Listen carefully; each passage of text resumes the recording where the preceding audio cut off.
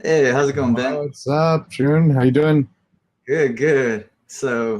All right. Yeah, we can hear you and see you. And are you gonna do a screen share or? Nah, no screen sharing. All right. Take it away. Thanks, Ben. And yeah, Ben from shEOS. You can introduce yourself and then get into the presentation. Yeah, sure. Ben Sigman. I work with shEOS, which is the female block producer. Obviously, I'm not female, but I put the he in shEOS. And so, something I've been working on a lot recently has been looking into block producer compliance issues. And so, I wanted to take this time to chat about compliance and open source governance and kind of like the status of where we're at with the contracts and sorry, my computer's moving a lot. Status of where we're at with these Ricardian contracts that are in the code base that people are signing when we all run commands. So when we run a command in EOS, we're also signing a contract with our key. And this is important because this is how the EO system was set up to run. So for all block producers, especially, everyone needs to be aware that these rules exist and that they're agreeing to them, whether they like them or not. So basically,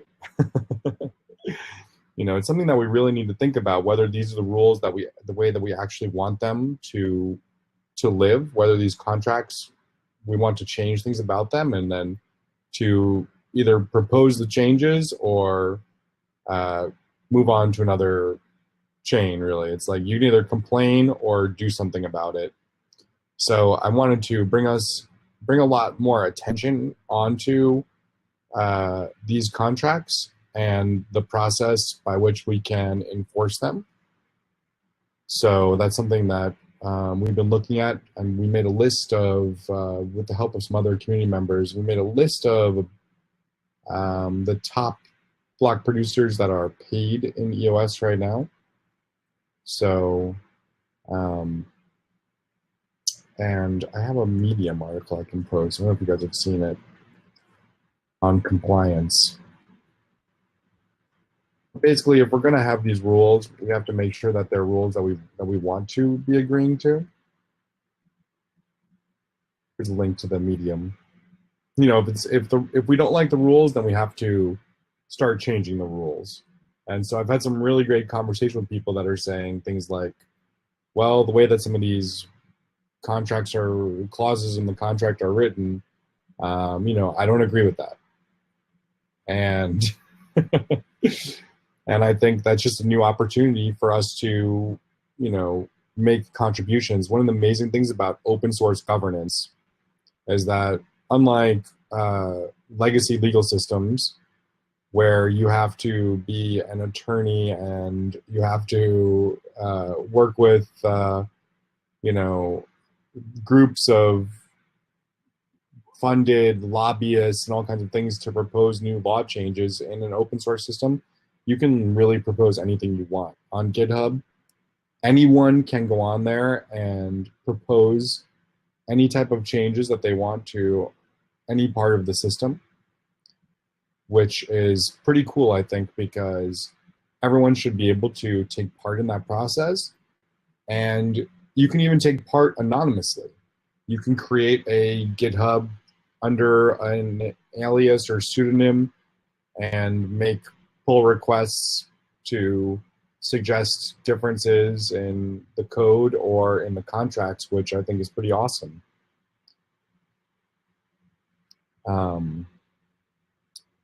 So mostly what I wanted to get across here was that, EOS is EOS is the governed blockchain, so these contracts are important. If we don't like the way these contracts are written, then we need to change them. But the way that they're written right now, the other part is that there's rules in there that we've agreed to, and so we all need to be following those rules. If we're not, then we're being hypocritical. So if you're a block producer that's getting paid, or if you're a block producer candidate even, get in relationship with the Ricardian contracts that you're signing when you reg producer, and figure out if you're compliant with all of them. And if you're not, then get in compliance. Or if you don't want to agree to those rules, don't reg producer and make pull requests until we get the changes implemented that you want to change, and then reg produce. But what we don't want to do is just run reg producer and then totally ignore that these contracts exist, because as the foundational members of the blockchain, important block producers that are not paying attention to these rules or challenging them by totally ignoring them and not communicating about it, that's not okay. That's not going to fly. We're going to find ways to take action against those people and limit what they have going on. So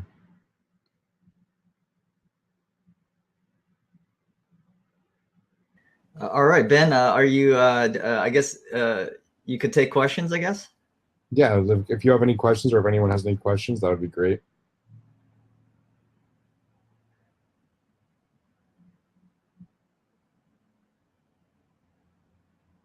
Someone says, code is code, Lenny. Code is code and law is law. A constitution and our agreement is binding, even if not like details. Should sign, if not agree. If break agreement needs to be addressed, yes.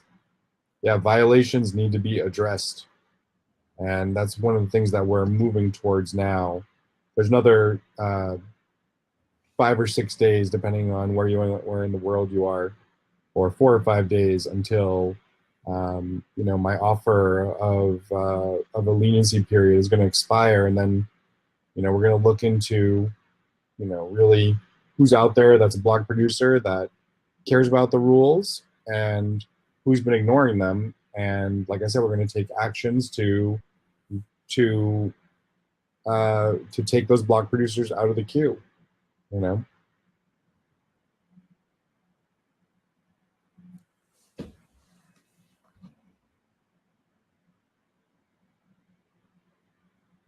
you take actions about ES Watchdogs here saying, when you take action against non-compliant BPs, we also need to clear codes of compliance. Yeah, I agree. There's a lot of work to be done, and it's it's an exciting time. And I think I think that the thing is, we're not going to prevent anyone from becoming a block producer. We're not going to build walls. I don't think the point of having standards or regulations is to make it more difficult for someone to become a block producer.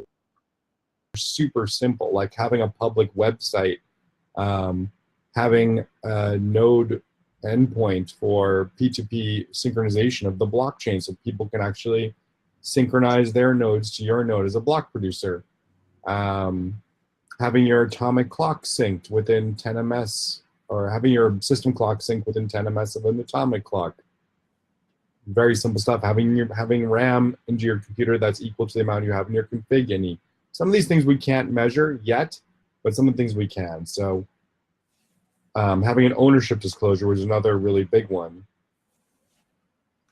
So let's see. Josh says, do you have any wording that you think would be better than the BP agreement for certain hot topic clauses? I don't really. I think that one of the big points that I saw that EOS Titan brought up was that they don't have any type of company structure.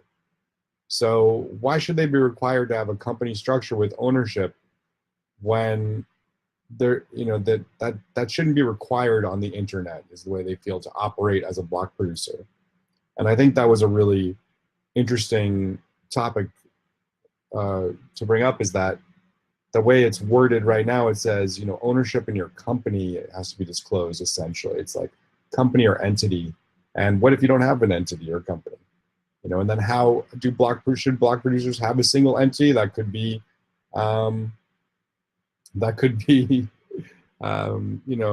attributed for any arbitration?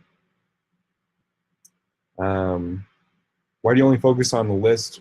There are a lot of good players who are shoved down in the 80s or 90s. Oh, David. David's asking why are we only measuring compliance on the top producers? Well, I think that we had to pick a certain number, like 80 to 100, that we could actually follow up on. There's not a lot of people working on this. We're more than happy to expand that list all the way down if we have people who we trust who are coming in to verify these things on our documents. David, if you want to get or anyone else wants to get involved, we're more than happy to add more people to our working groups. So shoot me a message on Telegram if you want to get involved with BP compliance. There's also a BP compliance thread, which has a very unpretty link here. Adoption is too important to stifle BPs from becoming candidates, but when they're not engaged in the community and breaking the rules, we need action. Yeah, I mean, it's not necessarily required for them to engage the community. If token holders want to elect block producers that aren't engaged in the community at all, then they're totally free to do that. Lenny says, best approach, slap on the hand, set a time frame to fix the issue. Yeah, if not done, then they're out until it's fixed. Now, I can't make judgment calls on whether or not someone should be punished, but that's the kind of thing that we can pursue through arbitration. Jose, maybe highlight the compliant ones who haven't been voted in yet. Yeah, I mean, I think that's a great campaign for someone to do. I'm just looking at across the board,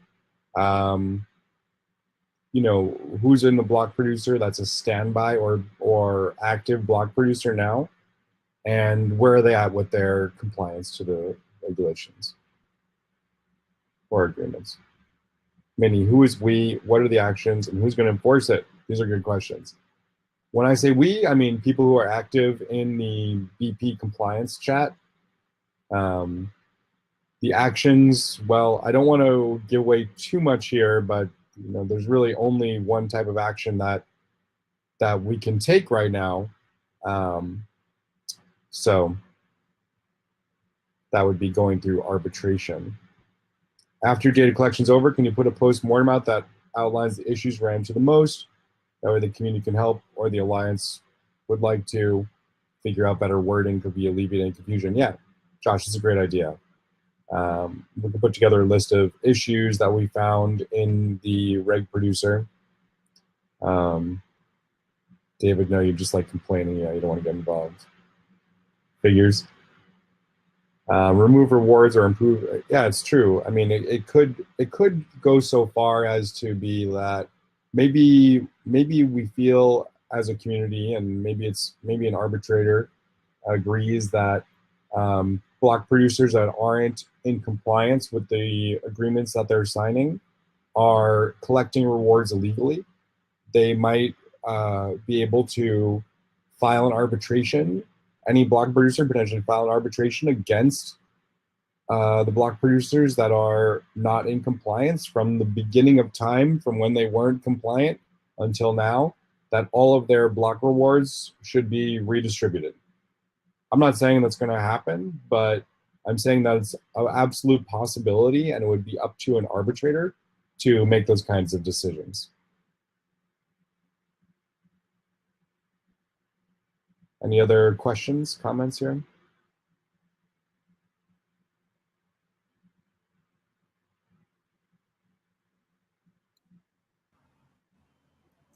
All right, Ben. Yeah, thanks a lot.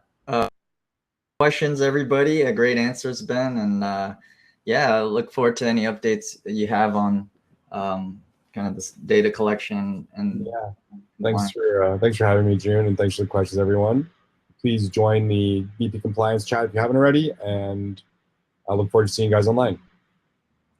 All right, cheers. All right, bye.